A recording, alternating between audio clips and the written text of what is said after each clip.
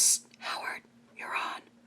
Last time on Dennis's experience. You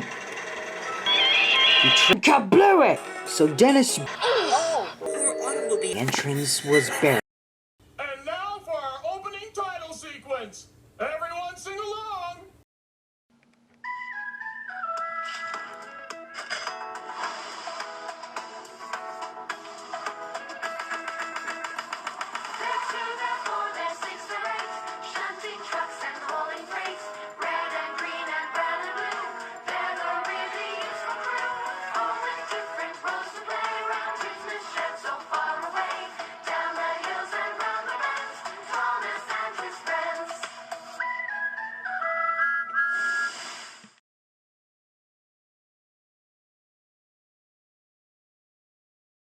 Ever since Dennis's brave attempt of rescuing Caroline from the mine, he has now officially become a member of Thomas's branchline, which made Mavis feel very delighted, for she won't be the only diesel on the branchline anymore. Well, here you are, your new home. Later that evening, Toby introduced Dennis to his new home at Toyrex Sheds. Good. Say, I saw a 3-berth shed. Was that you guys' old shed? Yes. Those used to be our sheds. But they're a spare carriage shed now. That's how me and the others moved to Tidmouth sheds. Although Percy was a little skeptical about moving. Really? Please tell me about it, Toby. Long ago, back in 1993, there was more rolling stock coming in from the branchline, and Thomas and Percy had to give away their old sheds. We're happy here. I know, Percy, but just think about it. You'll love Tidmouth sheds. I've been there once, well, actually a few times when I first arrived, and it was such a comfortable shed. At Tidmouth Sheds, Sir Topham had announced that there are going to be some new engines coming over to the sheds. Oh, how wonderful. I wonder who will be sleeping here tonight. Maybe it's Donald and Douglas. I like those two nice tractors. Well, we're here. This is Tidmouth Sheds. Dear gosh. There's more. No. It comes with a turntable. See? It looks fun. Whee! See? Fun! Oh, perfect. Just what the shed needs. More little engines. For decades, you've had dislikes of little engines. Why can't you give them a chance? Are you ashamed of how they act? Very. Don't worry, Gordon. We'll be on our best behavior. Right, you two? Right. Right. Though Percy was uncertain. That night, the sheds grew more dark, and all the engines were fast asleep. That is, all except for Percy. Soon, he heard an unfamiliar sound.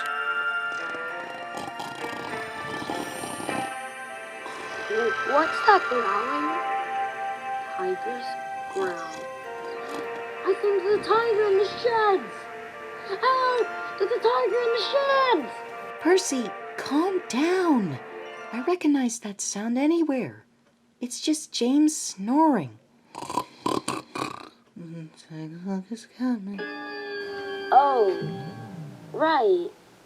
I knew that. I totally knew that. Percy tried to sleep again, but then he heard sounds of heavy breathing. Then out the windows, he saw an unfamiliar shape roaming along the rails. Monster! There's a monster coming towards us! Bravely, Thomas shot out of Tidmouth Sheds and took a peek to see what the monster was. But it turned out it wasn't a monster. It was Stepney, returning the breakdown train. Oh, sorry to stop. Can we hot box. He was taking the kipple. So I came to help and wanted to return this. Sorry again. It's all right, Percy. It's just Stepney. Ugh. Percy, please get some sleep. We have got a big day tomorrow. But Percy didn't want to sleep. He was too scared to know what could be next lurking in the dark. So to keep himself safe, he stayed awake all night long. The next day, Thomas and Toby felt refreshed. Good morning, you two. So, how did you sleep last night? Oh, we slept great. Haven't we, Toby? I feel fresh as a tea. Percy, how did you... Percy was too drowsy to reply. He doesn't look too good. No, he does not. And they were right. Percy stayed up so late that he was so drowsy, he mixed up all the wrong rolling stock and shunted them to the wrong engines. I'm not taking those trucks, they're for Oliver. Percy, these are branchline coaches.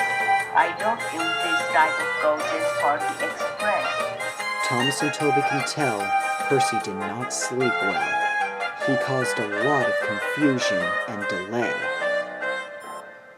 Eventually, the mess was all sorted out, and as evening came in, Percy glared into the sheds, and he thought to himself, There's no way I'm sleeping there again. so Percy decided to go back to where he originally slept. Later that evening, Thomas was a little concerned. Percy hasn't returned yet. Well, things will be much quieter now. Honestly now, you engines always focus on the negative to us little engines. Why can't you focus on the positive for once? All the other bigger engines stopped and thought to themselves. At last James spoke. He and Toby did help me out with that sticky situation. And I will never forget the time that he was happy to have me back after my rebuilding crew. I guess that Percy's not too bad of an engine. Exactly. And you all shunted him away from the sheds like yesterday's trash. Shame on you all. No wonder he's not here. Either that, or he wanted to sleep elsewhere. I believe I know where he is. I'll be right back. And Edward left the sheds to search for Thomas's friend. At the three-berthed shed where Percy and the other branchline bunch rested, Percy organized the rolling stock so he would have some room to sleep in. And he happily sizzled into the sheds and slept for only about 30 minutes. As the atmosphere grew darker, Percy's imagination started to go wild.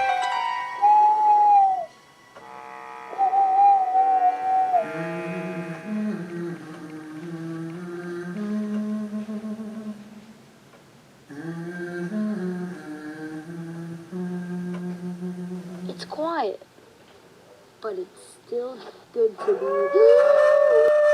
Suddenly, out of nowhere, a pack of frail dogs started to surround Percy. Percy was frantic. Nice dogs. In horror, Percy shut his eyes. Back off! Back off! The dogs scurried away. Percy, are you okay? Yeah, yes I am.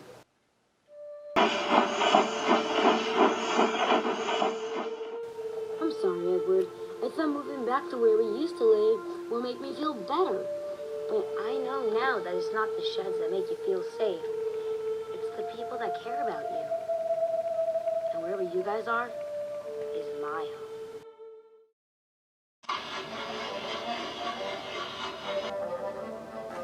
You know, I was in the same way as you were back in the early 30s. I didn't want to leave the Vickerstown sheds. but after knowing Tidmouth is a part of the railway we work on, I accepted the transfer.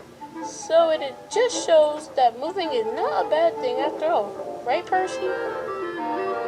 Percy? But Edward didn't receive a reply back. Percy happily dozed asleep with all of his friends in his new home in Tidmouth Sheds. But now you don't rest at Tidmouth Sheds anymore, do you? Nope. I now have my own branchline shed since '96.